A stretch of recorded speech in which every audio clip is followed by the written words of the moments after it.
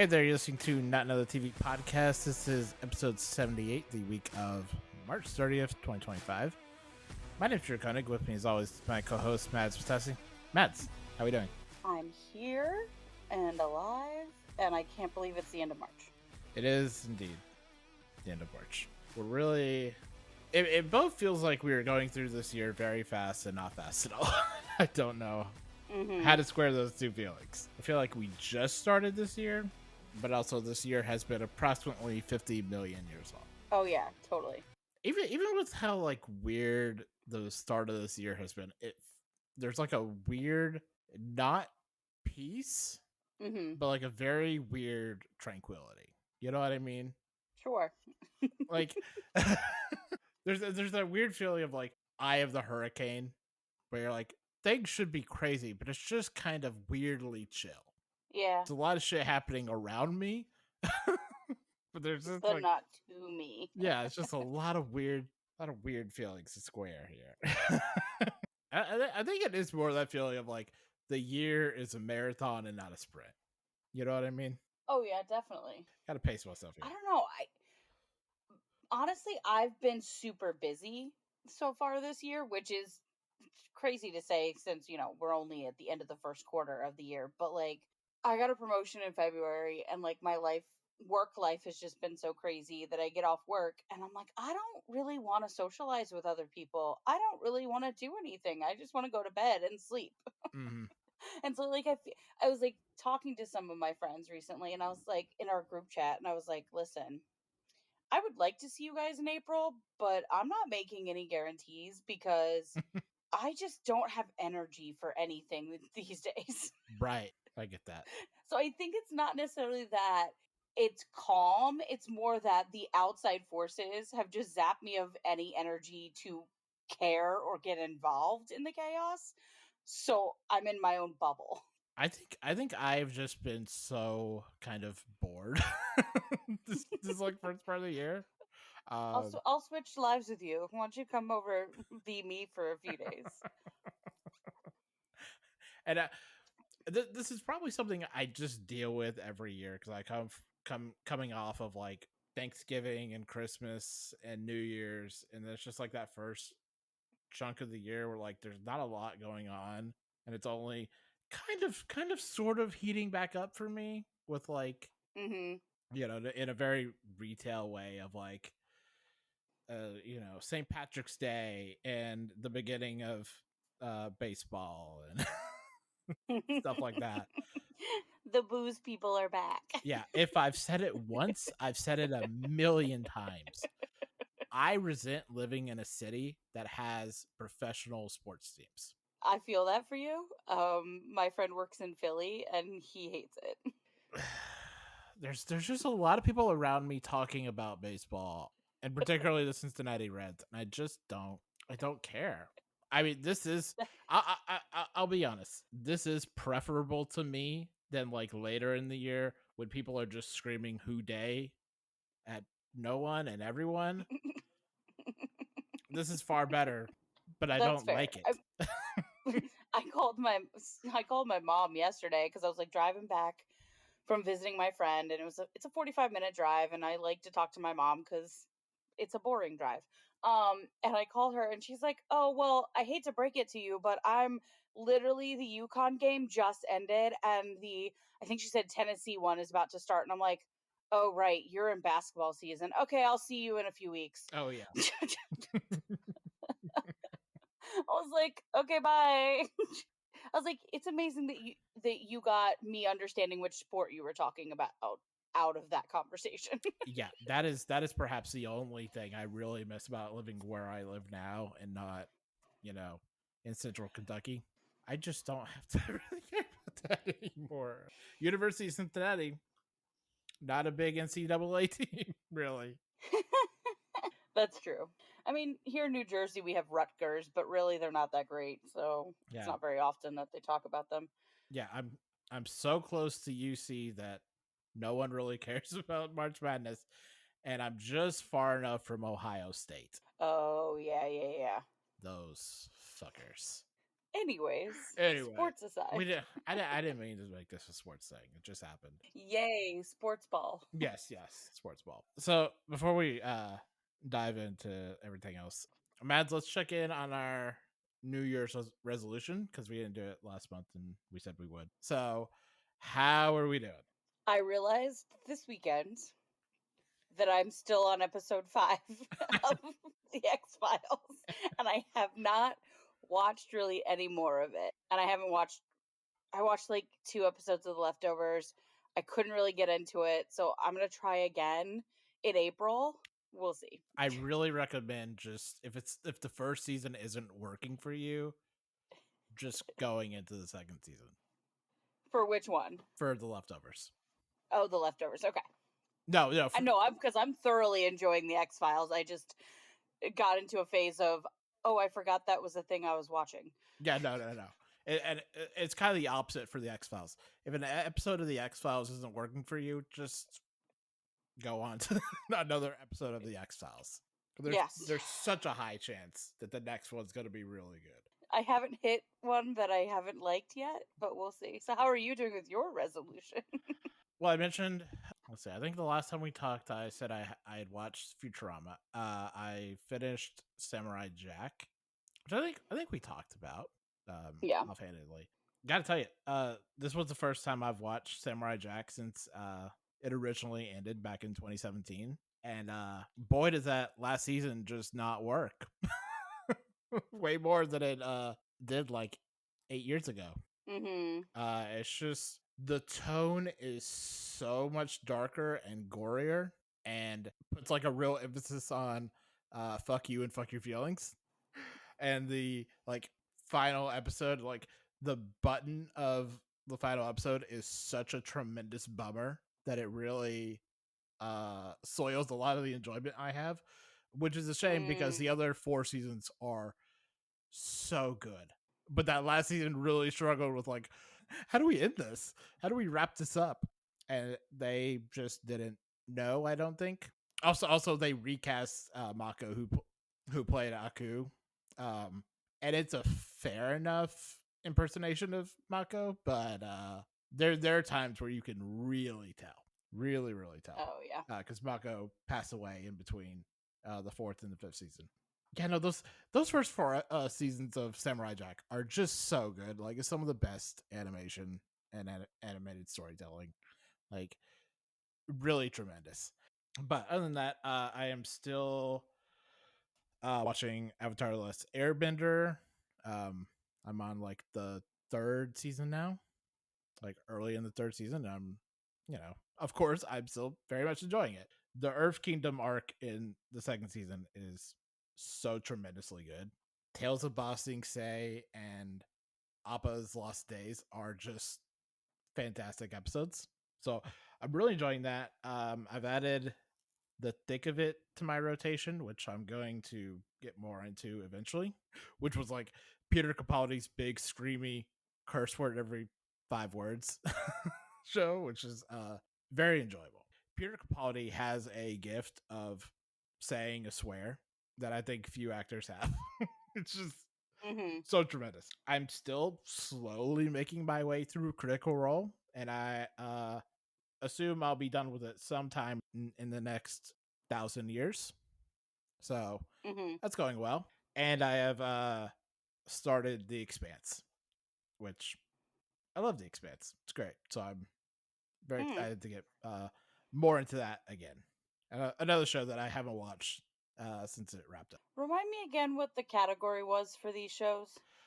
Oh yes, it was just going through the IMDb top 250 and watching. Oh, the IMDb top 250. Okay. Yes, yes. I could not remember what you like what list you were going off of. No, no, no. Sorry. I should have said that. Gradually making my way. No, I saw one show. I was looking through the top 250 today. And I saw a couple of new editions. I was like, well, I don't have to watch that now. I think it was like the Pit and one other that we like. I think we just recently talked about. I was like, well, I don't have to do that. That's a couple shows down. Oh, really? Yeah, I did think it was funny. The Pit top 250. ER, not top 250. Yeah, I feel like the thing with this isn't it based on like people's votes and stuff like that, Yeah, like yeah, ratings? it's all about based on ratings. Yeah, so I feel like ER probably just didn't have the type of people that would rate it Right, episodes right. necessarily. Um, but also the Pit is living in a time where everyone rates everything after every episode. So, Totally. but also it's worth being in the top 250. Like that show deserves it. Like it's great. Right, right. And that's always the thing with these shows, and time will bring it down Yeah, just naturally. it's still interesting to see which ones stand the test of time. We will continue checking in with our New Year's resolutions as the year trucks along. Let's move on into some news. There was only really one piece of news that I wanted to mention here that I forgot to talk about last week, which is Hmm. that while we were on hiatus, Max canceled Sex Lives of College Girls after its third season, which I was pretty bummed about because I thought the third season was really good and showcased a really strong like post Renee rap version of what the show looks like. Hmm. With I honestly thought the show had already been canceled. that- I truly, honestly thought that that 3 was its final season. Like, I don't know why I thought that, but that's what I thought. I don't think I think it wasn't planned to have three seasons. But yeah, I was pretty hopeful that uh they would get a fourth one. But as I mentioned when I talked about it when the season wrapped up, it does kind of function as a series finale. Like there is a functional series finale there, but I do wish that we could have gotten more. I think it could have been very fun, and I definitely liked where it had left off. Pretty disappointing. Yeah. I'm not surprised, but it's disappointing all the time. Let's continue on into the goat. So the goat is a weekly segment we do here where myself and Mads nominate a best TV character or episode of all time and pit them against each other on a poll on Tumblr, Instagram, Blue Sky, maybe YouTube if I can figure out how to make that work. Everything's possibility. So we are in the final round of Goat Madness, Mhm. and what I'm sure will come as no surprise to anyone. Olivia Benson and Jessica Fletcher are in the final round for characters. Olivia is in the lead currently, but we still have a couple more days. So anything can happen. Yes. And then we have Halloween from Brooklyn Nine-Nine against The Answer from Steven Universe. Interesting. Yes. The Answer is currently in the lead, but again, anything can happen. I am going to be honest. I didn't imagine it would come down between those two. Like, I'm going to be really honest. I think it beat better episodes. Yeah, but people's opinions are very finicky. Yeah. I'm just surprised it came to this. Not bad episodes by any stretch. I nominated both of these episodes. So And I nominated both the characters, so game respect the game. I mean, it's more than likely going to be me with a character because I tend to pick characters versus episodes. Mm. We will check back in on this next week to see who came away with the final win. So, Hmm. but done that. As for this week, our theme was an episode or a character that was a guest star, a notable guest Hmm. star, and there were a lot of ways that we could take this Hmm. and kind of interpret this. And the joy of television is that like there are no there's no lack of possibilities. There's no lack of choices for Right. us to go with here. That is just the entirety of television, pretty much. Television loves nothing more than a good guest star. Absolutely. And it is funny that we just mentioned Jessica Fletcher because Hmm. like Murder She Wrote is the show that really launched like big guest stars. Oh my gosh, I know. So like my TV has it's a Samsung TV, so it has Samsung TV, like, built into it, like, you can get channels of specific shows or genres, whatever, and, like, it'll just play it 24/7, and so there's a Murder, She Wrote channel, and I keep that on at night because, like, I can just sleep to it, it's not too, loud or whatever, and, like, there's sometimes I'll, like, catch the end of an episode or the beginning, and I'll be like, "Oh my god, that person's in this episode? Mhm. Like, what?" Murder She Wrote created this kind of cottage industry of big guest stars appearing on a show because Angela Lansbury led credibility to Murder She Wrote. Mhm. And other people were like, okay, I can come on because Angela Lansbury's here. Yeah, if she's here, clearly it must be worth my time. Yeah, so that all created like what we're talking about. We Yeah, don't have a category this week if it isn't for Angela Lansbury. absolutely. So go vote for Jessica Fletcher. Just kidding. I'm going to go first this week, Awesome. and make a pick that will. I know as I make it that I'm going to regret this Okay. and will not serve me at all going into the future with my reputation on this podcast that I have developed. I'm literally regretting it as I do it. Will this prevent me? No, it won't. My pick for this week comes from a show that I have already nominated once in the past, and I'm going to nominate again here. And that is Community, season 5, episode 4, entitled Cooperative Polygraphy, Okay.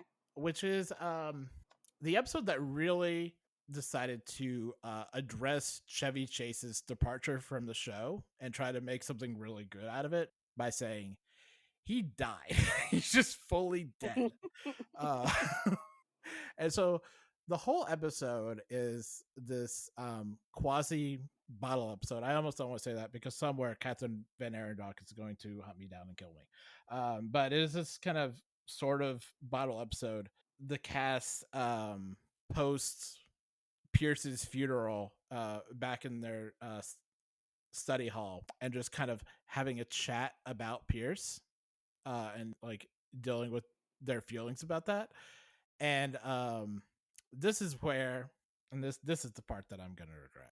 This is where an executor of Pierce's estate, played by none other than Walton Goggins, comes in um, to hook them all up to a polygraph test to prove that none of them had killed Pierce. And what comes out of this is Walton Goggins really like deadpan performance, like deadpan delivery as he asks these questions as that like Pierce had written down to be asked. And it kind of just makes the episode just in the like very flat delivery. Like there's one moment late on in the episode of Goggins going, Jeff, did you know you're gay? No. Agree or disagree. And it's just a really good like back and forth. And Goggins just has like really good comedic timing.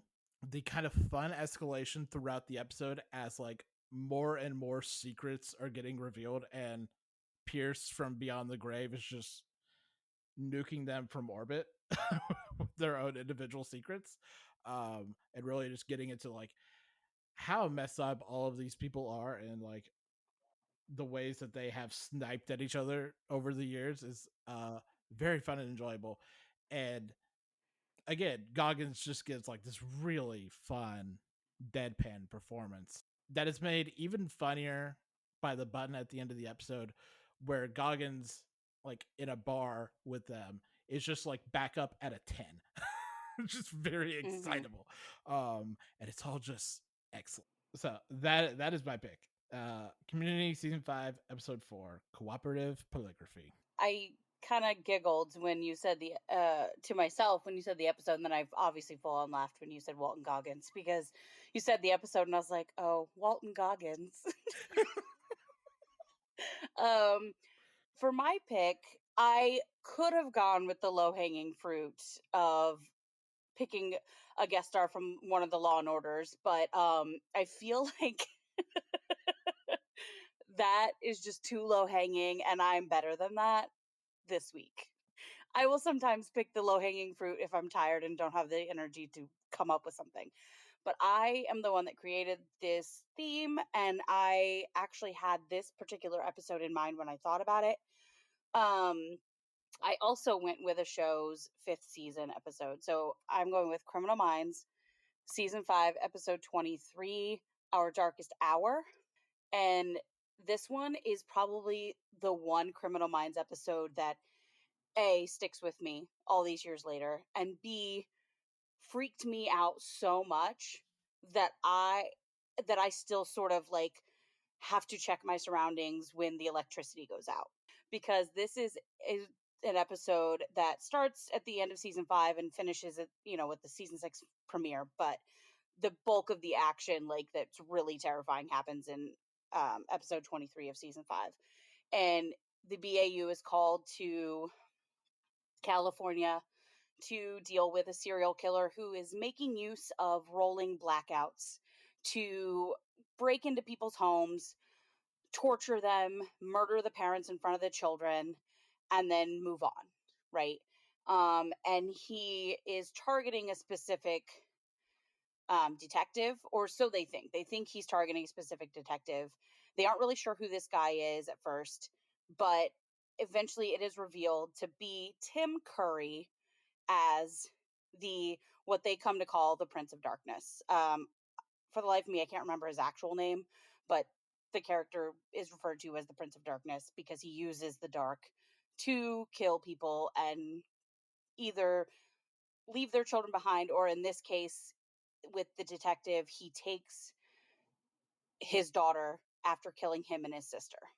And that's like the end of this episode. And then the kidnapping situation goes into season 6. But like this episode in particular, it's very unnerving because it they don't really know where he's going to hit. They just know that he's taking advantage of where the blackouts are happening. So they're trying to like fight against time to get this guy. And Tim Curry is really good at making you uncomfortable in a lot of things that he does. But this one especially, this character is very unkempt and he's gross and disgusting, and he's just it's a face that literally I anytime I think about it, like it's there in my brain and it's freaky. And I thought that nothing Tim Curry did could terrify me as much as it did when I was a child. And then this episode happened and I was like, never mind. I have been corrected. So my pick is Criminal Minds season 5, episode 23, Our Darkest Hour, with the incomparable Tim Curry. As soon as you said Criminal Minds, I was like, it's gonna be the Tim Curry episode. Yeah. Because I know a lot of people talk about different episodes and are like, oh, this one that centers on Spencer, blah, blah, whatever. I'm like, no, the most terrifying killer they've ever had was Tim Curry. So you can go vote for these on Tumblr, Instagram, Blue Sky, and probably YouTube. And be sure to like and share it on whatever your social platform is. And next week, in honor of April Fools, we are doing an episode involving jokesters, pranksters, pranks, yada yada yada. Be sure to send in any of your suggestions to us on any of our Blue Sky, Tumblr, Instagram account, or email us at Not Another TV Podcast with anything you have. And without anything else, let's move on into the main part of our show. To kick us off for this week, we will not be talking about Dimension 20. We will be getting to that next week. Although I watched episode 5 and episode 6 this week. Yeah, we'll get there, but I apologize. I just did not get to Dimension 20 this week. yeah, we'll get there. But in lieu of that, we are talking about Wild Cards, season 2, episode 8, entitled "Death by Design." And real briefly, so a little catch up on the rest of the season. So where are we at with it? Huh? Listen, I love when I ask you a question and it just goes entirely. this is my brain. This is because we record later at night, guys. No, so the thing with wild cards, I'm gonna be dead honest about this. I watched the episode that we talked about last week, and I watched this week's, and I missed like 4 of them in between. While we were on break, I did not watch wild cards. But I feel like it's one of those shows that, like, I don't really have to watch every little episode to get the gist of what's going on. So, Yeah. This isn't Wild Card's fault, but it is difficult for me to watch Wild Cards because the CW app is one of the worst apps I've ever seen in oh my my god, I hate entire it. life. You have to watch 10 minutes worth of ads just to get through an episode, at least. Every ad break is like 2.5 minutes long. It's unbearable. I can't deal with it. Yeah, if there was any other way to watch Wild Cards, I would watch it in a more prompt manner. you know, Yeah, same. but it's just I really, really hate the CW app, like, with a vengeance. It's even worse than the Prime Video app, which is saying something. yeah, Aside from that, Max and Ellis have just been Max and Ellising all over the place. it's very enjoyable. I will say, of what I have watched of this season, I have really enjoyed that Max is getting a bit more trust from the people in the fire state in the police station. I don't know why I said fire station. We know In the we know police why we station, know why you said fire station. Don't lie to us. We know why you said fire station. it has nothing to do with wild cards though. It's not even what I was thinking about. But anyways, Freudian slip, I guess. But like I appreciate that this season she's really coming into her own and like proving to everyone that like she's worth having around despite looking at what her background has said, has shown them. And I think in the last few episodes especially, like, especially with last episode with the bomb situation, like she really kind of pulls through and I think that's really great to see that growth for her this season. Yeah, no, that's really good. Giving her more room to like really run. I particularly Mhm. think of the murder mystery episode where Ellis just lets Yeah. her run off on her own to like do her own investigating, to have like her own seance. I heard about that episode. I need to go back and watch it cuz It's very fun. It is so much of it is like a spoof of like, Agatha Christie Knives Out kind of story. Mhm. Little appreciation for what I'm talking about here. They come to this like island off of wherever the fuck they are, which is another thing I want to get into eventually. It's just random city USA. Yeah, Like no, okay. Brief tangent from my tangent. There's one episode where a side character says, "I fought for my country," and I went, "What country is that, by the way?" The show would like have me country of the Yeah, world, the show would have Drew. me believe this is both Seattle, Vancouver, and wherever the fuck. It's wherever they have a fucking bay and a harbor so he can have a boat. I don't know. But anyway, they come to this island and they're met by the groundskeeper, and he's just this kind of squirrely groundskeeper, and he just like there's one moment in the episode where like the power goes out and the groundskeeper goes, "You can't leave." And it's like, "What? Why not?" I mean, you literally can't leave. I mean, the storm's really bad. And you're like, "Oh, okay." Okay. I see where we're so it's just a lot of Mhm. like Agatha Christie tropes that are really fun. But also like in that same way of like Ellis letting Max do whatever she wants. The episode with this episode actually, yeah, no, this episode. I watched a bunch of these episodes in a row this week, but like this week's episode with Max just like going off on her own to like do her own investigation, and Mhm. just like interrogating fashion people with like a very weird accent. Like it's very good. But like I will also say Vanessa Morgan slays this episode. Like she looks She's gorgeous amazing. in especially like I'm like, "Oh, this is an episode centered in fashion." I'm so glad you're letting Vanessa Morgan let her fashion show because she is a very fashionable person and like you can tell that Max has that spirit too, and so, like, I'm glad they let her play with outfits this episode. Yeah, yeah. And Vanessa Morgan is always immaculately costumed, like Mhm. just every episode. But yeah, this one in particular. Well, yes, that goes without saying. I just think when they get to dress up and she just looks flawless, I'm like, "We need to call that out because she looks flawless." Yeah, no, definitely. I will say though about this episode, I was a little let down because like you're doing an episode about fast fashion, you know? Mhm. It has nothing to say about that industry. Yeah. It has nothing to say about the evils of fast fashion. It's just, hey, here's a kind of fashion-y plot line. Has no Yeah, it's like kind of they were like, "Okay, we need to give them a new scenario to work in. Oh, what about fashion? Let's not do any in-depth talk about the fashion itself." no. It felt very similar to like the first season episode with hypnotism, and you're like, just woefully Mm, banal, just nothing yeah. to provide there. I'm also starting to get a little tired of Ricky, mostly because I feel like there's no purpose to him except to occasionally come in and be like, blah, blah, blah, family comes first kind of stuff. And it's like, Mhm.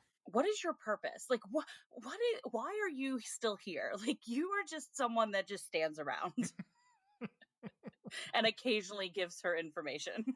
Yep.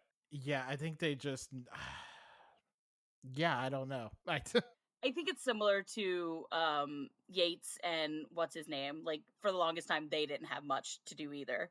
but Yates is my favorite character now. Yates is I know, she's so great. Yates has quickly become my favorite character on this show. She just cracks me up. She's just a nuisance, like a true menace to society. The whole that episode where, like, majority of the episode, she's complaining about parking, like, I'm like, "Yes. Yes, absolutely. Story of my life, I feel this in my bones." But no, like, I want to say that Ricky is comic relief, but Ricky isn't around enough to be comic relief, Right. right? Like, he's only there, kind of, sort of, sometimes. And it makes it even more frustrating when, like, she goes to visit her dad, and her dad will say things like, "Remember who you can really trust," which is me and Ricky, and it's like, but why are we supposed to believe that statement? Like, why are we supposed to care? Because we don't see either of you enough for us to, like, yes, I know that her father is a very big motivating factor for her. That's why I'm not complaining about the dad. But like, and he's in prison, so there's not much you can do with him anyway. Right. But like Ricky, it's like, okay, so he's supposedly really close to her, then why are we barely ever seeing him? We don't see that bond that the dad talks about. It just has gotten to the point of frustration. Right, right. Well, and especially the episode this season where they brought in like Max's best friend. Oh yeah. And you're like, well, this character just does everything that Ricky does, just more entertaining. Like just more as a agent of chaos. Yeah. What's what's the point of Ricky? For her have a place to live. I don't know. Yeah, no. Maddie is a more fun version of that character. Yeah. Of that remember who you are character. Even though Maddie is a legitimate nightmare. But I love her. Yeah, but we love I nightmares like do. that. I do. This episode is still a bunch of fun. I don't know that I buy that the assistant waited this long to reveal that she is a psychopath. This episode was just okay to me. Like, it was fine. It was not my favorite Wild Cards episode. I think just especially because like a lot of the other episodes this season have felt a lot more focused. Of like, Mhm. here's an angle, here's what we're doing. Death by Design feels really scattered. Even if it's still like narrowing in on fashion in a sort of way, Mhm. it still feels really, yeah, like scatterbrained. You know, of like, here's a million different, like, I think just like the murder itself of like, he jumped out of his window, he sleepwalked out of his window. It's like that, then connecting it to the fashion is like Yeah. really sloppy. Otherwise, I am really enjoying the season. Do wish that they would slow burn Max and Ellis more because they have kissed once this season. Yeah. I did see about that. Last episode with the maybe sort of hot air balloon date. You're Mhm. like, we can just roll this out more. We don't need to. We don't need it to be this fast. Yeah. Let's move on to our next show, Yellowjackets, season 3, episode 8, titled "A Normal Boring Life," and we're gonna try to make this slightly shorter than last week's Yellowjackets talk. To be fair, last week we were talking about 3 seasons in It's 1, true. like So we'll see if we can go slightly under 35 minutes. I think there's only one place to start this from. Hillary Swank is Melissa. Yay or nay? meaning like I'm excited or no? Yeah, like what do you think? Where are we? Honestly, prior to seeing adult Melissa, I was very much in the Melissa's obnoxious. I don't really have much opinion about her. Like, teen Melissa was not a favorite of mine. But honestly, like her sitting there telling Shauna everything about why she is the way she is now as an adult, it's like, I respect you for being like, you girls are fucking nuts. I want nothing to do with this. I'm changing my name and running away. I respect that. I think Hillary Swank does a good job. Like, I feel like I would have been a lot more like excited about it if I didn't know anything about her being in the episode and hearing all the speculation all over TikTok about who she could be playing and all that stuff. Like, if I'd gone in blind, I would have been like, oh my God, this is really exciting. I don't think it works. To be dead honest. And maybe this is because I've had time to sit with this. Hillary Swank as Melissa has been as I said last week, a pretty popular fan theory for many, many months. Hmm. Like almost immediately as soon as Hillary Swank was announced, people were like, that's Melissa. And it was more of a God, I hope that's not Melissa. But yeah, I mean, yes, Hillary Swank is giving a good performance because Hillary Swank always gives a good performance. Hmm. I don't buy Hillary Swank as adult Melissa. It doesn't track for me. I understand, I get the reason why, but the moment that Hillary Swank comes out on screen in a backwards hat is perhaps the silliest moment of television that the show has ever done. It is immensely unserious, and I don't even necessarily mean that as a bad way. No, it was very much the show was like, "Hey, we're gonna tell you without you hearing her say I'm Melissa. Like, you're just gonna know." Yeah, as soon as she came out with that hat, I was like, "Oh my fucking god!" Here's the thing. I can kind of see what you're saying, I guess. Maybe, I don't know. But like my thought process on this whole thing is that unlike the other girls we've met as adults, Melissa has distanced herself, with the exception of Van. Melissa has distanced herself entirely from who we see her as in the wilderness. So I could see, like, plausibly, yes, like this is adult Melissa who has really just been like, I am a normal person. I am distancing myself from you people because you guys terrify me. And I only did what I did because I was terrified and needed to stay alive. Like, I could potentially, like, see that and understand that. I don't know. I have no like negative feelings about Hillary Swank as Melissa, but I also don't have any like overly positive feelings about it either. Like, I'm kind of just like, okay, cool. Here's another one of the girls that literally everyone thought was dead, which again furthers that theory that not everyone got rescued at the same time, which means there could be more people alive. And B, like, it also just shows that they can have a normal life if they wanted to. Like, they not all of them were completely changed by the wilderness is what I'm getting at. Like, I'm not 100% sure if Van is unchanged by that experience in the wilderness. She's more sick, like, you know what I mean? Like, her the focus of her story is more on her having cancer. So like we haven't really been able to truly see. Here's the problem I'm having. I don't care about Melissa. I was only interested in Melissa as it related to the dynamic that she had with Teen Shauna, right? Like that's the only bit of that made me interested in like Melissa and what she was doing. Not even in like a romantic ship way of like, what are you doing? Where is that character's priorities, and how does she relate to Shauna?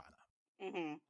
You know, and like your point about Melissa being like the normal one, it very much is that that Onion article of like the worst person just made a great point.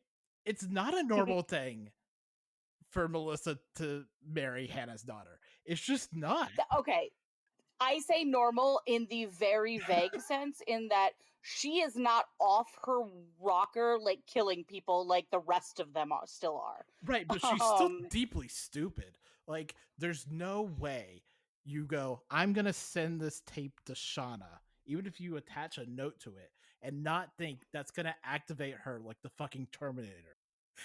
Shows yeah, a shows well, a shocking lack of understanding of the person you're dealing with. Like, I don't know how she imagined that would go any other way. I still just meant, like, very vaguely, like, comparative to everybody else.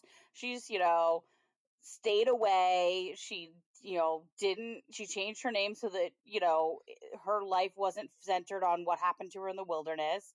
And she, quote unquote, moved on. Was it strange that she moved on with the daughter of the person that they potentially killed out in the wilderness? Absolutely. Is it even weirder that that woman still does not know that? Yes, definitely. But comparatively, she's pretty chill and quote unquote normal. Well, and even to that, it's still not normal behavior to go, I need to get away from these people. I know I'll fake my death with a suicide note. Like, I don't know. I completely understand where she's coming from. Like, if those people terrified her, I would have written a fucking suicide note and hightailed it out of town. Like, that just seems like a normal response to getting back to civilization and knowing exactly who those people are that you spent a year and a half in the wilderness with, and you're terrified of them. I completely understand the whole faking her death. okay, but also the episode implies that Melissa came back with Shauna and Misty and Ty and Nat and Van and Lottie. They Yeah, all came back together. And I know, but it's everyone just went their own separate ways. It's not like anyone was like, "Hey, what's Lottie up to?" Until Lottie came back into the picture. I know. I'm just saying that, like, I completely understand why she did what she did. I s- is she a character I care about? No, not really. Like, I whatever. I only care because I like Hilary Swank. Like, if Melissa was played by anybody else, I guarantee you I'd have been like, this episode was like a 0.5 star. Like, I don't give a shit about anything in this episode. Because to be honest, like, aside from Jeff, like, it felt like nothing really happened in this episode. I'll say Jeff having a meltdown was its own little, like, side quest, and I enjoyed it. right, right. Well, and as is typical of a Yellow Jackets episode, what's happening in the teenage plot is vastly more interesting than anything the adults are doing. I didn't find the teenage plot that interesting. Just in this between like I don't respect or like Travis very much. But for once, it's making a great point of, yeah, you can't let these group of lunatics be involved in any kind of rescue attempt because they're out of their minds. Travis and Akila just being like, we gotta go. Yeah, I will say I did get slightly annoyed with Aquila that she was leaving a breadcrumb trail. I'm like, girl, no. Like, just leave. Yeah, no, here's the thing. I appreciate this episode of like the like dichotomy of we're in the wilderness. We're talking about the wilderness uh as an actual character of things that it wants, things that we have to do to survive out here. And then just reality crashing in this episode. Like that moment of Travis just being like, it's bullshit. This is all bullshit. We gotta go. I've always loved Travis, so I was like, thank God Travis is the one that's saying, let's leave, let's get out of here. Yeah, so like reality just like crashing down into the wilderness, I think is really good and interesting. Like, and the thing that I keep coming back to is that like that confrontation at the end of the episode, or not even confrontation, but like argument, particularly between Nat and Lottie, Mhm. which I think is just so interesting, and so well done. Sophie Thatcher and Courtney Eaton, I think, are consistently some of the best performers on the show, and just watching them kind of have a face off. Natalie is 100% done with Lottie at this point. Yeah, especially in a season where they haven't had a lot of interactions with each other.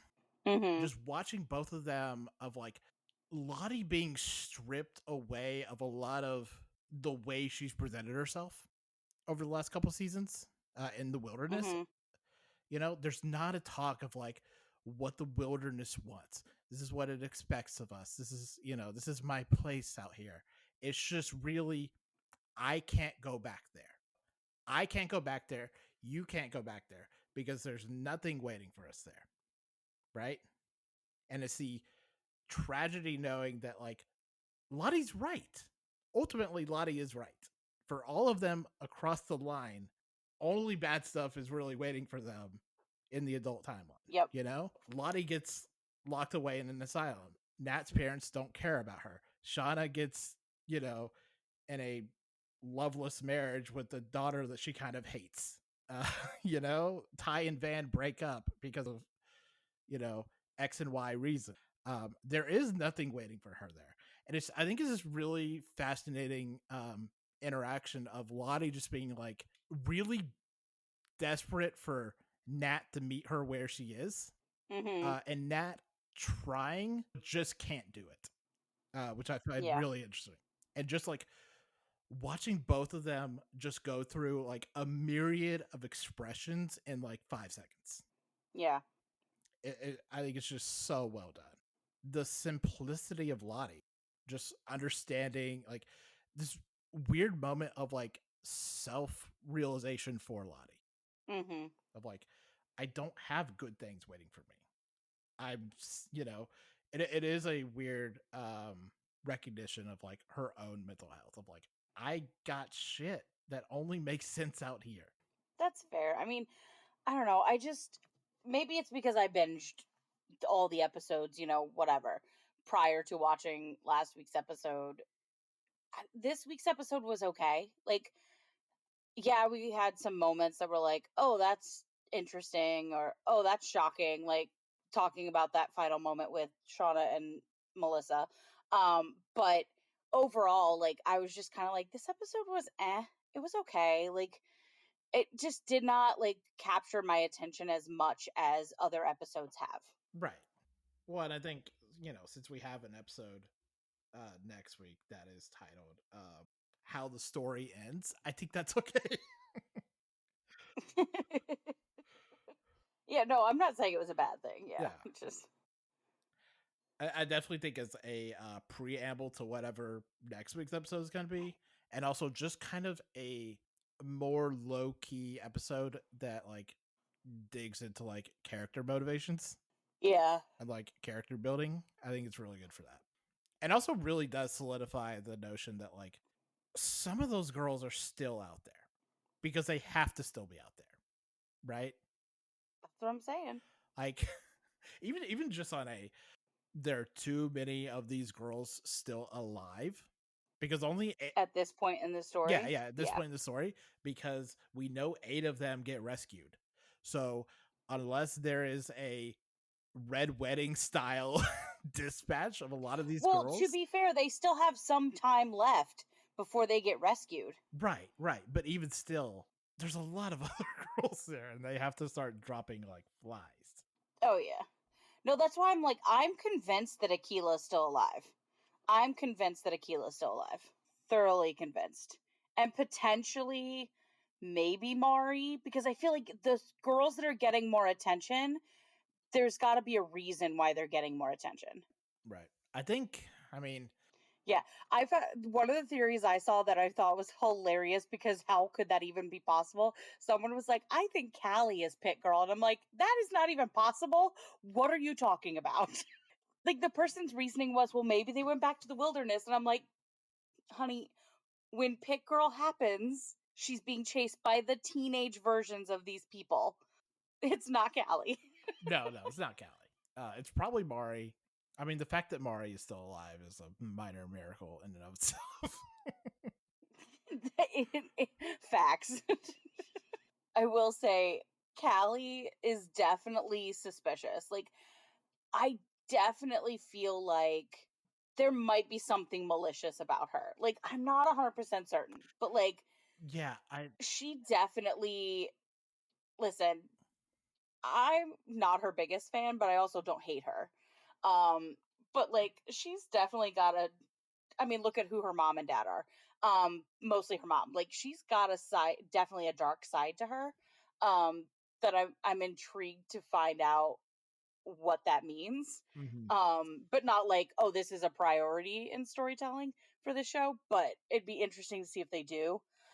Because I do think there is something a little more sinister under the surface with her. Like, especially after we realized that she never actually gave the note to her mom with the tape. I thought that she gave her mom everything that was in that envelope with the tape. Like, I thought it was just the tape. Like, I didn't think there was a note, but apparently there was because Melissa says there was, which tells me Callie read it, she kept it, and she's going to use that in some way. Right, right. Well, and like I think about Lottie saying there's something familiar in Callie, which does indicate a kind of, Lottie saw a kind of like wilderness ferocity, Hmm. which I think will play, and also like Callie saying, "I don't know, I have a feeling," mirroring like Shauna saying that, teen Shauna saying that of like, Hmm. "I don't know, I have a feeling." I feel like there's something substantial there. And to briefly go back to the adult Melissa of it all, I meant to mention part of what I think doesn't sit right with that is a lot of the other girls who could be, an adult version are all like Hmm. uh women of color. When you look at like Yeah. Mari and Akila and even like Jen and Robin. Not that Robin's a character, but they're all like, girls of color. And Melissa is perhaps the whitest blonde girl who's ever lived, So it's just the show, I think that too is a big criticism against it. Oh yeah, definitely. Well, and that's why like I why I'm kind of like, ugh, I didn't want it to be Melissa. Like, Right. from the moment I realized there was a big mystery of who somebody could be, I was like, I don't want the one that's, coming back into play, like the other adult we haven't heard from yet. I don't want it to be Melissa. I want it to be Mari or Akila or like somebody else because we have enough white girls that survived. And also, I think if it was Mari that survived, like that's just a more interesting dynamic. Hmm. As opposed to a girl that shot a fuck in the wilderness. Let's move on to Dark Winds, season 3, episode 3, entitled Ghosts. I'm aware there is an indigenous name for this episode, We are white, white, white people. We are not going to try to butcher it. and I have to be really honest with you. The name had squiggly J's that I don't know how to pronounce, and I wasn't gonna try. I'm sorry to everyone. I just can't. I do try to usually like plug it into Google and have Google say, Google, how do I pronounce this? But like, I just didn't have the energy this week. I was just at a loss, and I feel like it's better if I just say ghosts. We just say ghosts. It's fine. Yeah. So what do you think of this episode? I feel like things are really getting interesting.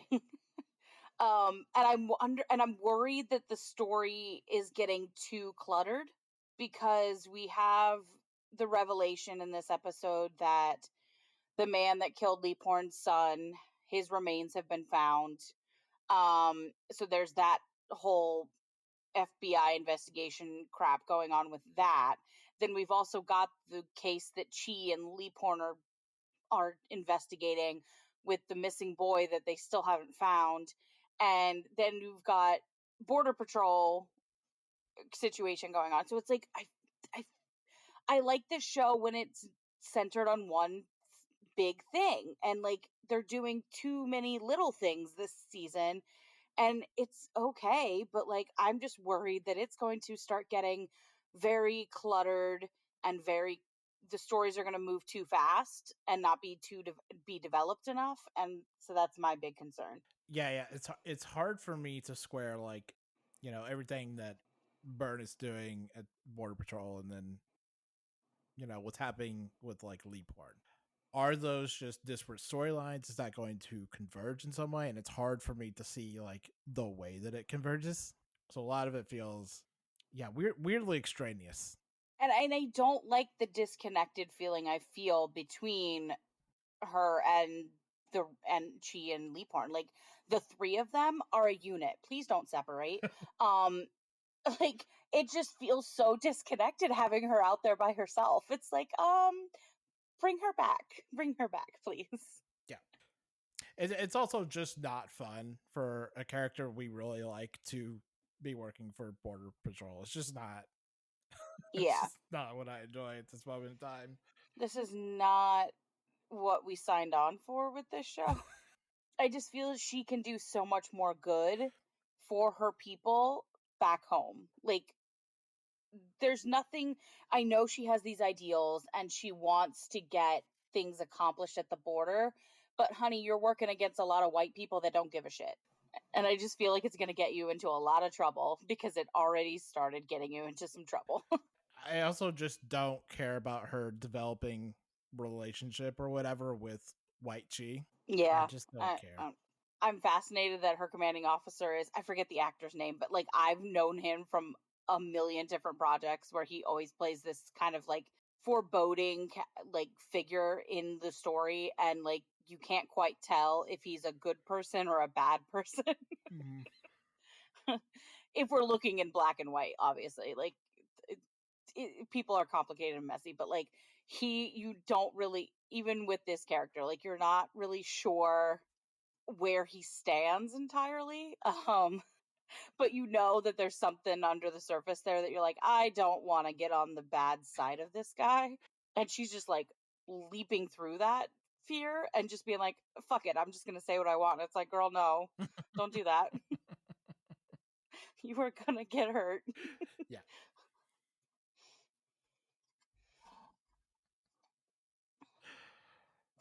Oh.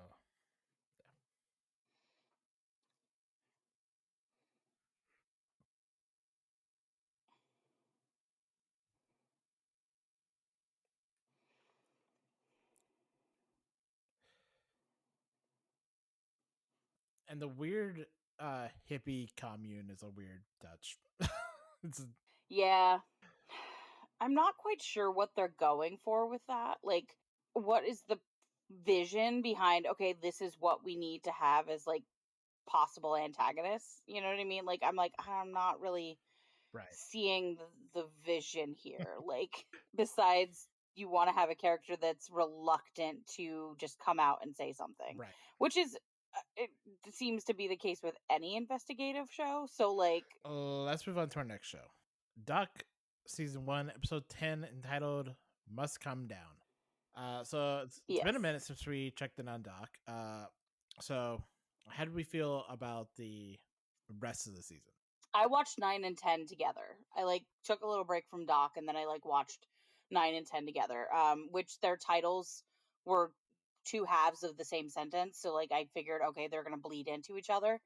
And so I was a little frustrated when it's first revealed, or at least when Richard first reveals, oh no, I'm protecting you because you're the one that made this mistake. And I'm like, was he a red herring this whole time? Like, I was like trying to figure out where they were going with this because I was like, I have never fully trusted what Richard said, but the more we learn about him, it's like seems like he's not really necessarily a horrible guy. Like he's just got a lot on his plate with his son being having a lot of psychiatric problems. But then like when he does that, I'm like, I don't really know. I'm like, let me just wait till the full story's done. And like when she comes back and is like, "You tried to convince me that I'm the one that made the mistake." And I'm like, "Okay, good. He was just being a weasel." Okay, Yeah. because I did not want to truly believe that like this whole story had been building up to, oh no, she's the one that made the mistake, not him.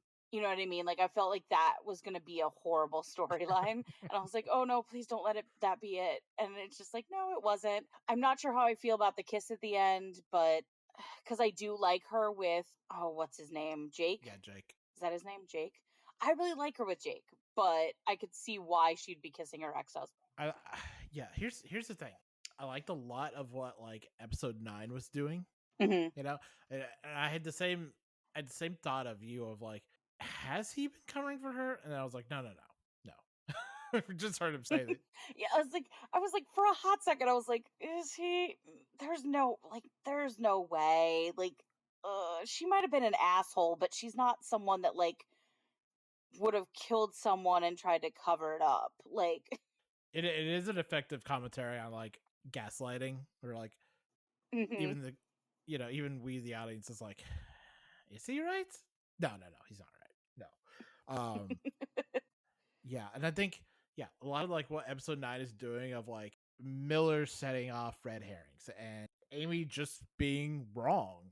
Like just straight up wrong. I would say like right up until they kiss.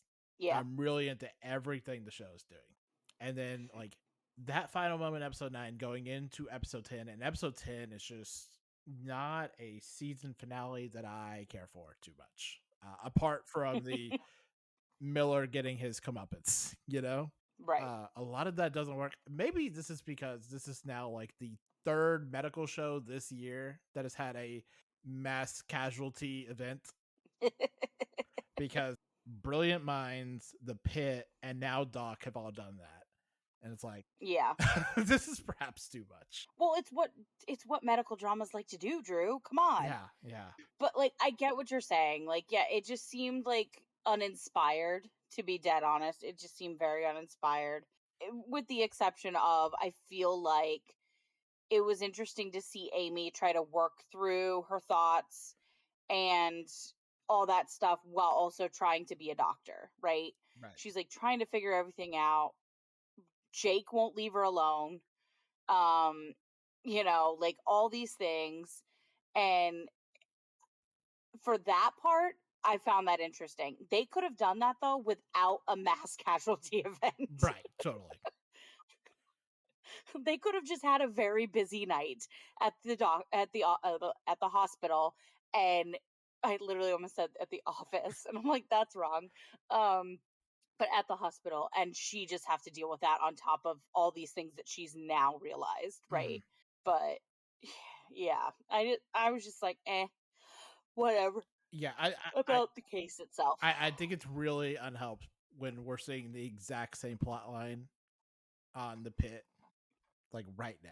To be fair, it's a different type of mass casualty, but it's still a So all hands on deck mass casualty yeah, situation. it's still very much the same plot line. I understand why she initially kissed what's his name, her ex-husband. Yeah, But then for her to go back and kiss him again, like that part just really irritated me because I feel like that's going against who she's built herself to become post memory loss. yeah, And like I just don't like it. yeah. A lot of it feels both lazy and rushed. Jake deserves better Yeah, yeah, than to walk in on that. Like, come on. Hasn't the guy been through enough? I don't know. I also kind of prefer him character wise to the ex husband. So that's also because Michael's just kind of there. yeah. And I don't know, man. If you can't, uh, in regards to Jake, like if you can't just like sit at a bar for like an hour without having to think about Amy, I don't know, man. Just get a grip. Like, To be fair, she's been ignoring him for like a few days or like a day or so. And so, like, I kind of get it, like, to an extent. Like, they've gone from communicating on the regular, and then all of a sudden she's just completely ignoring him. And at work, she's like, she's pushing him away. And it's like, I would be a little concerned as to what's going on too. Like, right. but to be fair, bro, you went searching for her and You didn't find her in her office, and so you went looking at her ex-husband's office, which more than likely you were going to find something you didn't want to see. So But also, Sonia, mind her own fucking business. I don't know. I really like Sonia, but like the extent that like some of these characters will just slip back into old behaviors, unprompted and unwarranted, is again feels lazy. On top of that, TJ's dad just being okay it's television, but yes, that frustrates me too. It's gets fine. frustrating. But yes, Like the point is that Amy made a bad call. Like that's the point of that plot line. right, because it played very well into learning that she's the one that convinced him to go into medicine, just by the actions that she took with him on an airplane when he was like 19. Like, you know what I mean? Like, it showed that to where he trusts her a lot, and then she makes this big mistake, and he can't trust her anymore. So like, it was a very interesting story plot, and then we turn around and it's like, no, everything's fine. Yeah, and it just completely lets her off the hook. Because they shouldn't have. Yeah, yeah. No, it reminded me so much of a plot line in House where House just is going wackadoo crazy one episode. And they just decide not to tell him that it worked because it would just encourage him. And like this is just the same, like this is that plot line of like all that does is encourages her.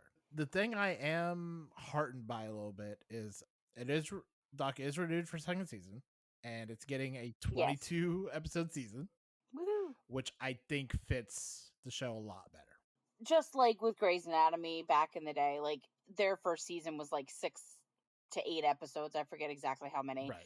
So like sometimes they do that just to get a feel for how people are going to react to the show. So I'm glad that, season 2 is going to get like a full order, because I feel like we could get a lot more depth in these characters from a full order. Mm-hmm. Yeah, so I'll be interested to see what a second season of this does, perhaps in a more engaging manner. Also, I don't know what you do with Miller now. Maybe he just won't be Maybe there. he just won't be there. Yeah, weird use of Or maybe his storyline won't be necessarily that he's a part of this inner circle, but that his son, like the storyline with his son comes into play with the hospital on occasion, right. because his son is all levels of psychosis at this point. Let's move on to our next show. Found season 2, episode 16, missing while witnessed. We're just checking back in on this a little bit. So, how are you feeling about Found? Okay, like it's still kept keeping my interest, but I don't know. I kind of go back and forth on how I feel about Found. It's okay. Like honestly, I watched this episode a few weeks ago. So I'm trying to remember all that happened in this episode. I do find the situation with Jamie still intriguing because there's still so many like unanswered questions, and I still do feel that this is Jamie. I do think this is Jamie, but there's obviously something going on with where he's been, who took him, that I find interesting, and I feel like they're taking it too slow. So like that's kind of like frustrated me to the point where I don't watch this show for like 3 weeks, and then I come back and watch like 3 episodes in one run. Like Yeah. I just feel like it's not going anywhere right now. Like Yeah, I feel like it's really struggling to like find out what it wants to do right now. yeah. Or like it has a lot of pieces of like Sir in jail, Jamie is here. I still don't think that's Jamie. I'm unchanged in my belief in this. And then you have whatever Heather's doing, and then like the rest. I don't yeah, but I don't think it has like a clear vision of like what it's doing or where it's going. Truly, Mhm. Yep. particularly because it doesn't know what it wants to do with Jamie. No, it doesn't. And it doesn't know what it wants to do with Sir either. Yeah, Like, is now that he's in jail, they're like, oh, wait, but what do we do with this character now that he's in jail, since he's been so integral to all of the investigations? And it's like, figure it out. Like, I need you to figure this out because I'm getting frustrated. Mhm. Heather has to be the accomplice. Otherwise, I don't know what she's doing. Right, because, like, why would she be his defender?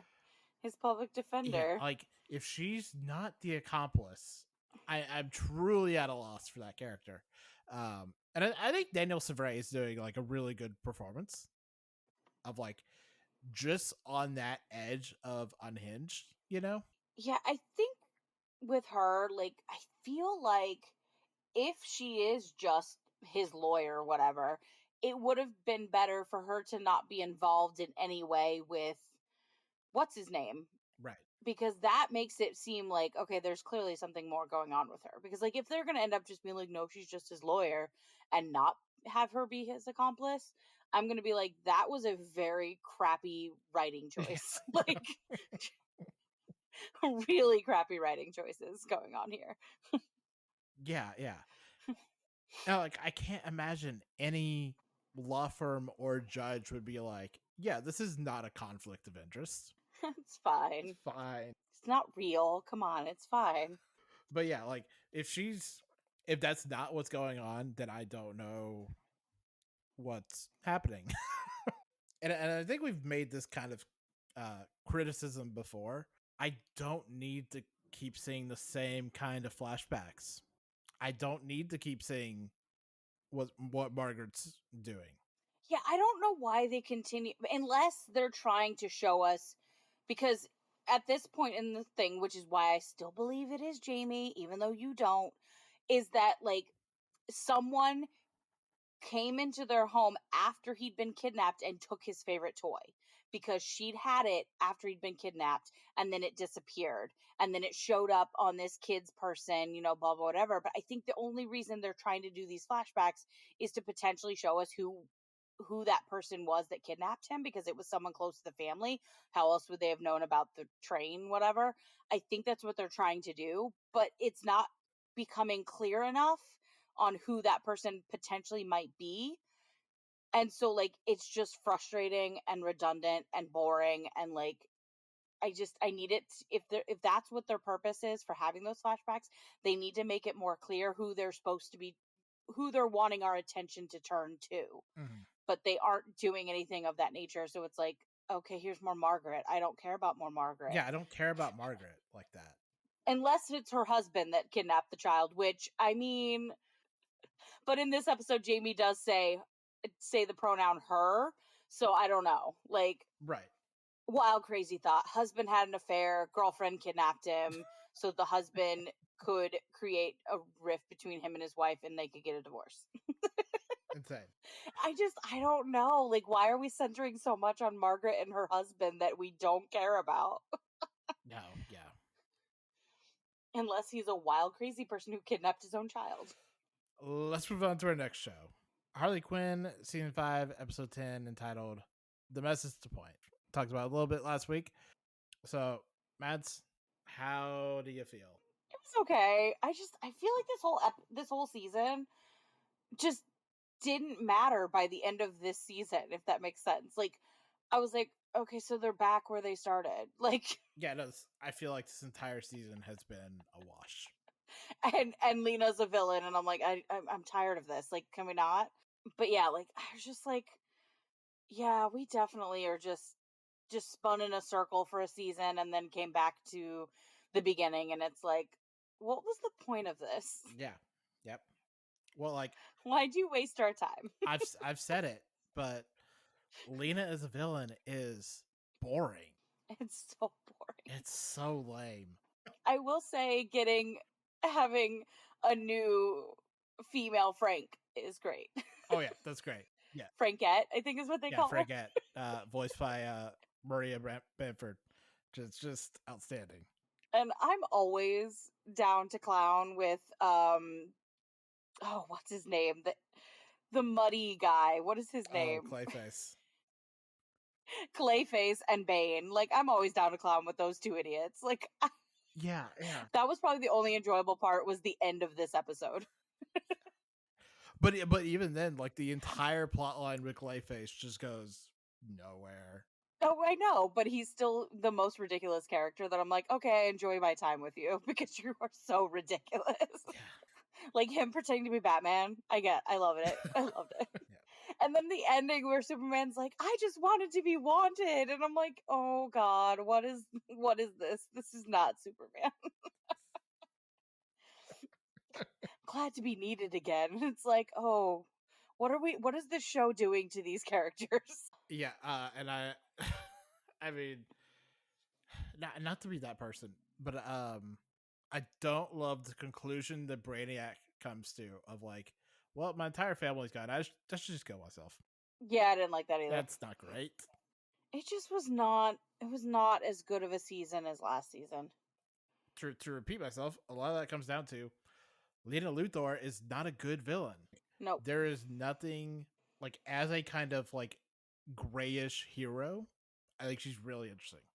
You know, like Uh-huh. Lena Luthor as played by like Katie McGrath of like kind of genius CEO scientist. Really interesting. This version of Lena Luthor is just does nothing for me as like just a very Lena could be anyone. And I think Yep. like that's the frustrating part of that. This could be I any generic like female villain. I would have much preferred if she had just been like this successful CEO type. Like that would have been interesting in itself. You don't need to make her be this like world domination type villain. Like just let her just be a villain in the in the sense that like she's a successful businesswoman that gets under people's skin. Like that is villainous enough and that is good. Right. Like Especially, you know, as I think about Harley Quinn of a show that is analogous to like Lower Decks, taking the DC universe and finding clever ways to like poke fun at it and like deconstruct it. Deconstructing Batman, you're deconstructing Superman, and mhm. like focusing on really specific areas. If you're going to do something to like deconstruct Lena Luthor, you kind of have to do something like work off of the basis that like Katie McGrath gave you and Supergirl. Because like Mhm. otherwise, why do Lena Luthor? You know, Yeah. like why in 2025 do Lena? If you're not gonna like work off of that kind of template, find something interesting to say about like that kind of characterization. But it's just a rote lady boss villain with no motivations You had so much potential and you wasted it. and just to bring Lex Luthor back in at the end of the season, You don't need to. especially if you're not going to get Giancarlo Esposito. No, it sounded so weird. So weird and not at all the character that we, you know, that is Mhm. in no way the Lex Luthor that we are familiar with. Yeah, no. Like that's just standard Lex Luthor. Yeah, this has all been pretty disappointing. Although I did laugh really hard at Gopher Bane. Oh, That made me laugh a lot. yeah. Let's continue on to our next show. Severance, season 2, episode 10, entitled Cold Harbor. So I also talked about this a little bit last week. So Mads, what do you First of all, Adam Scott, the man that you are, the actor that you are, because those scenes where Innie and Outie Mark are talking to each other via video camera and like it's just literally just the camera like switching angle and like quote unquote location of Adam Scott, like it's just oh my god, phenomenal. Like that is some of the best performing I've ever seen on a television show. Like I it took me a minute to be like, okay, which one is which, right? Because like he does such a good job. I was like, okay, I was discombobulated for like a half a second, and then I was like, okay, I got it, got it. But like that was just very fascinating, and just the ending was so. I understand why Mark didn't go through the door. I understand because that is not Outie Mark. That is Innie Mark. So, of course, yes, in theory, he understands the importance of going through the door with Gemma, but Helly is right there. right, right. And he knows her. He doesn't really know Gemma, right? He just knows her as Miss Casey. And, like, that's just not. as big and important to him as like I like that how the show managed to still make that an interesting twist, even though it makes sense and we probably thinking back at it are like, oh, I could have seen that coming a mile away. But like you really didn't because you had hope that he was going to complete what he needed to do to fully complete everything and save Gemma and not worry about Lumon, right? But it doesn't work out that way. And it's just such good writing, such good writing. I think that's the one, like that's the one part of it that actually doesn't work for me, Oh, okay. because you I think that like Severance works too hard to construct and almost backwards construct a, you know, Audi versus any, Helly versus Gemma choice for Mark. And uh yeah, I think it's just a little too unnecessary. You know? Like you're making a binary choice that does not need to be binary, you know? And like that's a choice that the show is making. I don't agree, but but I also really find fascinating is while he's doing all this, we've got Dylan trying his hardest to just worry about Milchek and keep Milchek in place and whatever this band shenanigans is that's going on in this room. Like I think that's the most interesting, fascinating thing about Lumon is that you just never really know what is going to come through that door. Like the band is a different department in this corporation. You're just like, I'm sorry, what? Like their job is to just play music as a marching band? How frequently do they do this? Also, before we move on, can I just say I was so terrified that we were going to find out that like something atrocious, like they turn them into goats or something, was going to come of the goat stuff. I mean, we still don't really know what's going on with the goats, but I was so terrified like that's what was going to like be revealed or something. And I'm like, okay, for now, the goats are still safe. Like Right. Yep. they're not a sinister thing yet. Let's move on to our last show of the week. The Pit, season 1, episode 13, entitled 7 p.m. Ooh.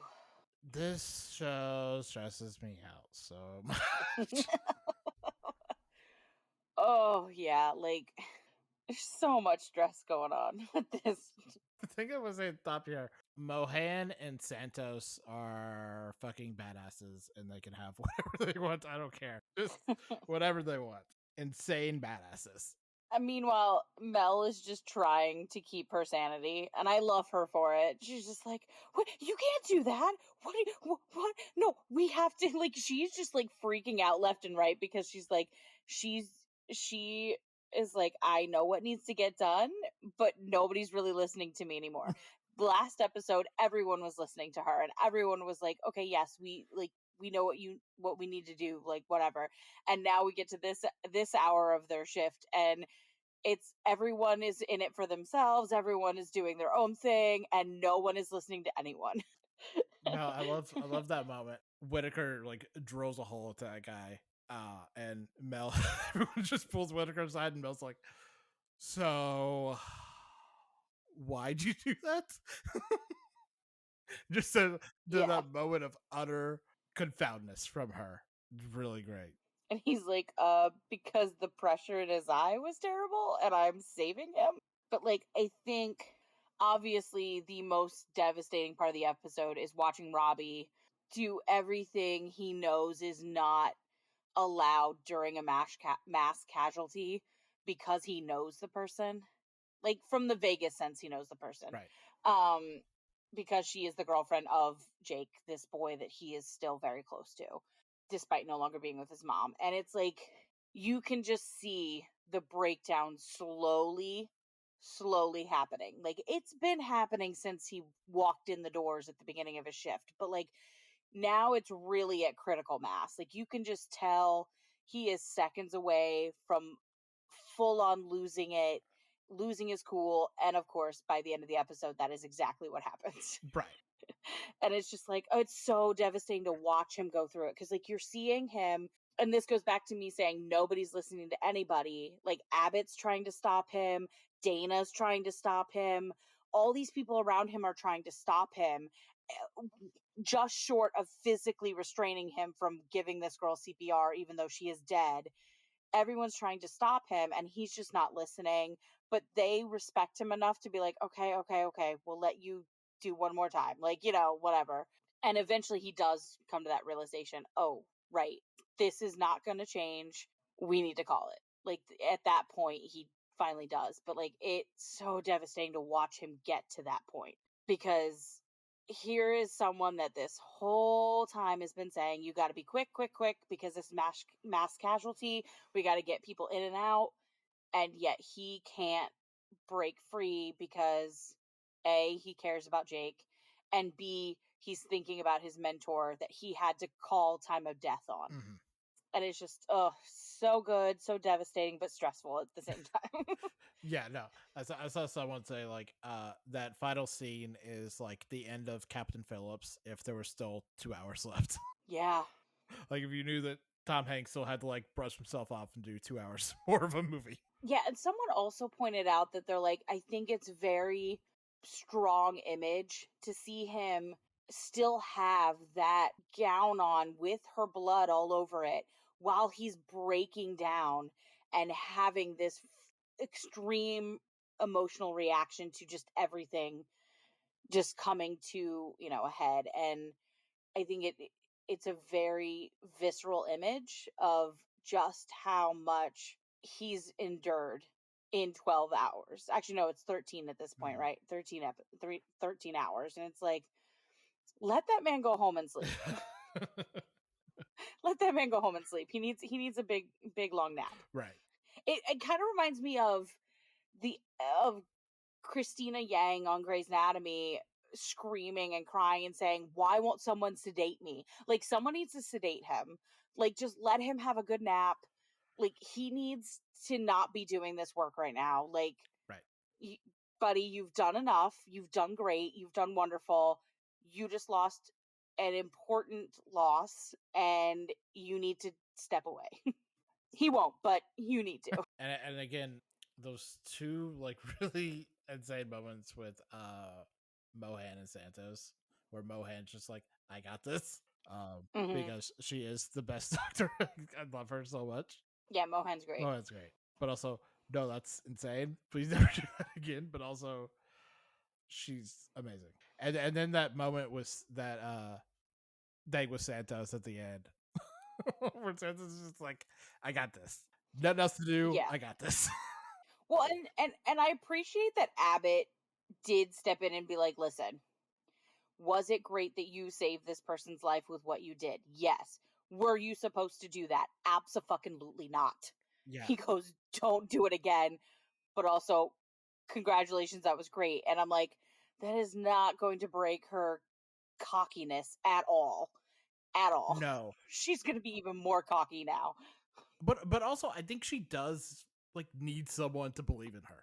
Like she needs someone to be like, you're good at what you do. Because like she had episodes of Langdon just being like, you're a shit doctor. Mhm. That episode where like Langdon just gives her shit for something that was not her fault. When like she is a good doctor. She knows her shit. And was, you know, was it ideal that she did this? No. But not a lot of great options, Mhm. which is the thing that like this episode really hammers home. A lot of people are doing things with like that ideally would not be okay or good, you know? But Yeah. like Santos did her due diligence. She looked for a more senior person. But sometimes you just gotta bite the bullet and just get it done. And it does show that like Santos isn't just like a ball of hot air, like she does have the goods. Yeah. I still don't like her, but Like she is good at what she does. she is, I guess. I think she just gets lucky a lot. I really do. I really just think she gets lucky way too much, and like that's really like convinced her that she she can do whatever she feels like, cuz like she's still a student. Like I don't know, she needs to reel it in a bit. listen, I have the same criticisms for Langdon, except the fact that he's not a student. Like, I just think Langdon needs to be put in check as well. But like, that's just my opinion about both of those characters. Like, this episode, I don't have much to say about Langdon because he's kind of like off, out of off screen, out of mind for the most part. But no, in general, like, I just think her and Langdon are two sides of the same coin, and I'm not too excited about either side. Like, I can admit, yeah, some of the things that she does is kind of cool, but like in general, I can't stand the way she is. I I don't like people like her that act that way, like that are that cocky and that overly confident in my opinion. Well, like Confidence is great. Just dial it down a little. well, like the mirroring of Langdon and Santos is the point. Like Oh, I'm that is aware. the Yeah. commentary of like shit we will tolerate and accept from male doctors, but not from women. The cockiness and they are the same is the point, you know? Yeah. Listen, that is why I do believe Robbie fired him. I do believe Robbie fired him, and I will die on that hill until it's canonically said otherwise. Um, but like he literally said, "Get out of here, you're done." So like that to me was very much you're fired. Um, so like I feel like the fact that he's still around in these episodes just infuriates me. Right. It just infuriates me. Right. I understand why he came back. I do on a like logic sense, but I'm thinking emotionally about these characters and I just can't stand either of them in the big picture of things. Right. Well, and I mean, I think the other thing that people overlook is that it's her first fucking day. I think it's Which makes me more annoyed because she's done all these horrible things and cocky things in one day. Like, I don't know. I just, something about her and Langdon's characters just really irritate me and I just don't like them.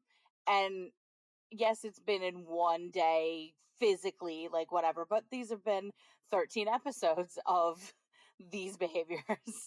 And I'm just, I don't know. I can admit what she did at the end of this episode, that was great. It saved that person's life. I still am very much not your biggest fan. well also like not knocking someone who's a doctor for arrogance is like, oh wow, you don't fucking say. you this doctor I tolerate it more if they're surgeons. When you're working in the ER, I don't tolerate arrogance in being doctors. And maybe that's just because for the most part the characters on ER itself, like there were a couple that had arrogance to them, but for the most part they were pretty basic level of like confidence for doctors, right? I mean, of course, George Clooney's character was like over the top, like cocky and overly confident and arrogant, and I tolerated him as a character. But like my favorite kind of doctor characters are the ones that are calmer, quieter. They know what they're doing, but they aren't showy about it. And that's just how the kind of characters I prefer. So, we can agree to disagree on characters. It's fine. I remain of the opinion, not against you, but like of the opinion that if Santos was everything that she is, but just a man, there'd be a wildly different reaction to her. Oh, I mean, just look at the fandom and how much they love Langdon. Like, Yeah, I'm like, you like Langdon because he's a pretty boy. Like, like don't be, if don't be lying. That's why you all like yeah, him. if everything about Santos was the same and she was just a man. Oh yeah, I get no, I totally get what you're saying. I understood it last week too. I'm just like, me personally can't stand them, but I understand that 98% of the viewership are doing a double standard with regards to Santos and how they handle Santos and Langdon. And so it's like, I get it. It is very frustrating because that is the whole point of them, is that they're pulling out that double standard and showing and shoving it in our face. Right. Um, Well, and it's and also like I appreciate that too. it's also that Twitter meme of like, I want complicated female characters, and you can't even handle Santos. Listen, I did not think that Nurse Dana would be on my bingo card of being probably the most badass female on this show. Like literally. So one of the night shift people comes in and they're like, "Oh my god, what happened to your face?" She goes, unruly customer." And it's like, I love you. She's great. She's great.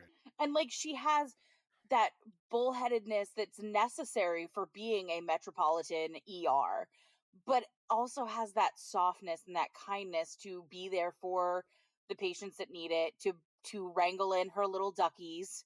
Because she tells, what's her name?